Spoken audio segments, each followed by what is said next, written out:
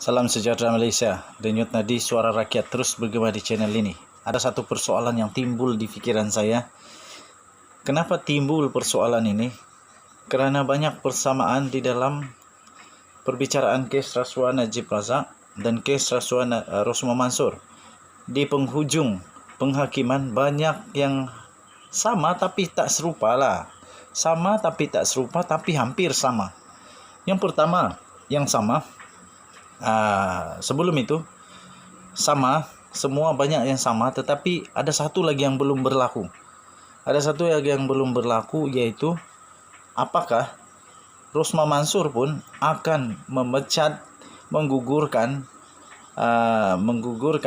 Jagjit Singh peguamnya seperti Najib Razak juga. Adakah beliau juga akan menggugurkan seperti Najib Razak pada penghujung kes rayuan terakhirnya di Mahkamah Persekutuan?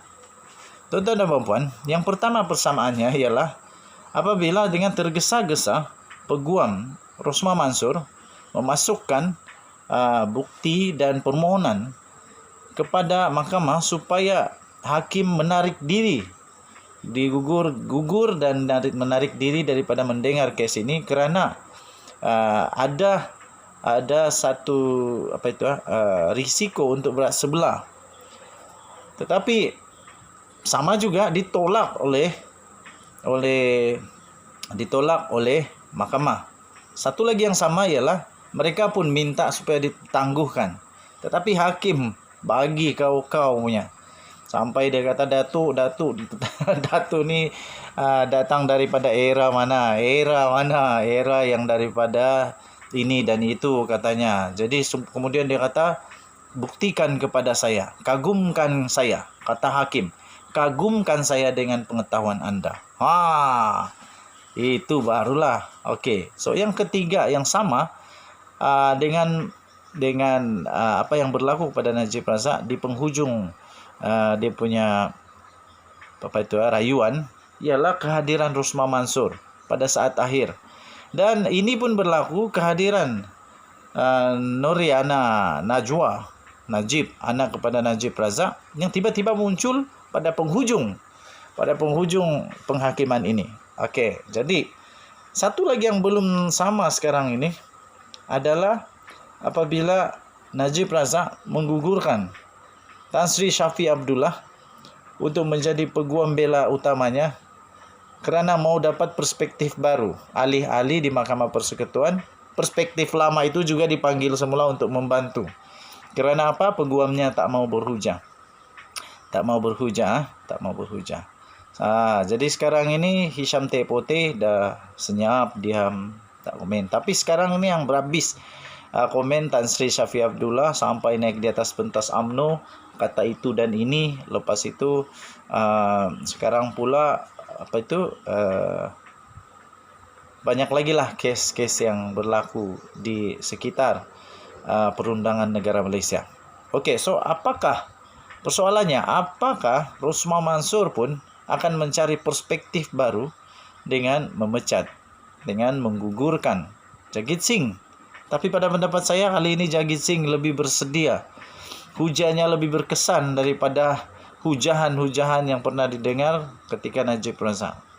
Kali ini dia memang, saya fikir pendapat saya dia lebih bagus lah, hebat lah. Tan Sri Shafie Abdullah pun hebat. Jadi adakah itu akan terjadi? Kedua, yang belum berlaku juga ialah adakah Rosmah Mansur pun akan minta bantuan kepada Queen Council Queen Council daripada UK? Dan adakah Rosmah Mansur pun nanti akan mengeluarkan kenyataan kerana kes ini adalah kes yang rumit, tak ada peguam di negara Malaysia yang mampu menangani. Sampai peguam-peguam negara Malaysia, jadi rasa macam mana? Saya pun kalau kena cakap macam tu, sedangkan saya sudah belajar lama, sudah ada credibility, ada sudah yang bergelar Datuk Sri, Tan Sri, dan semua tinggi-tinggi pengalaman, pangkat, sudah diiktiraf oleh dunia.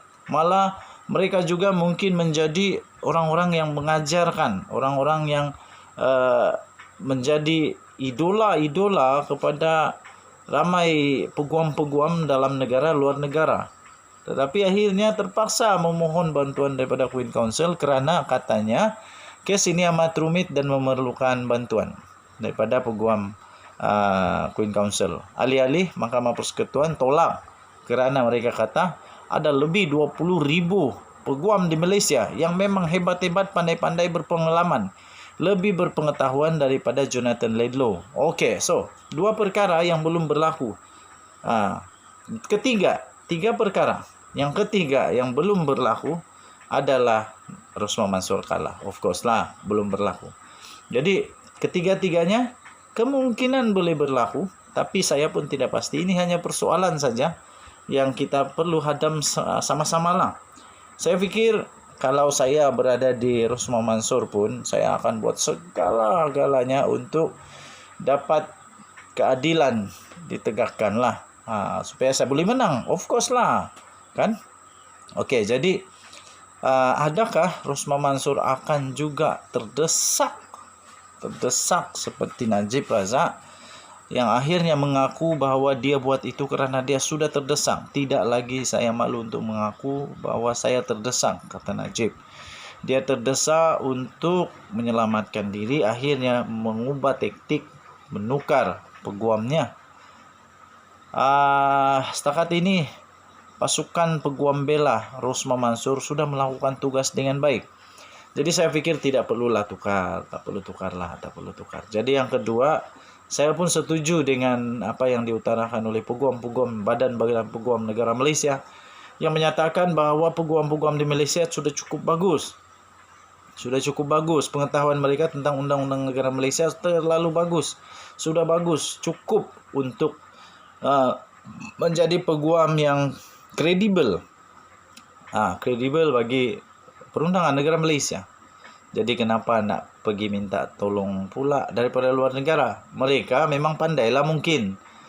Mungkin diorang daripada universiti yang pandai-pandai, tapi belum tentu diorang tahu selok-belok perundangan negara Malaysia.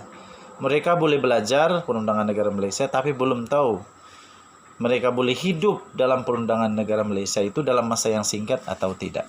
Okey, jadi jangan saja berulang semula lah. Tukar peguam, lepas tu minta penangguhan, lepas tu tak dibenarkan penangguhan, lepas itu tak puas hati. Macam begitulah jadinya. Denyut Nadi terus bergema di channel ini. Jangan lupa terus tekan butang subscribe, like dan share. Komen banyak-banyak, tak kisahlah komen baguskah tak baguskah. Kita punya hak masing-masing untuk komen lah.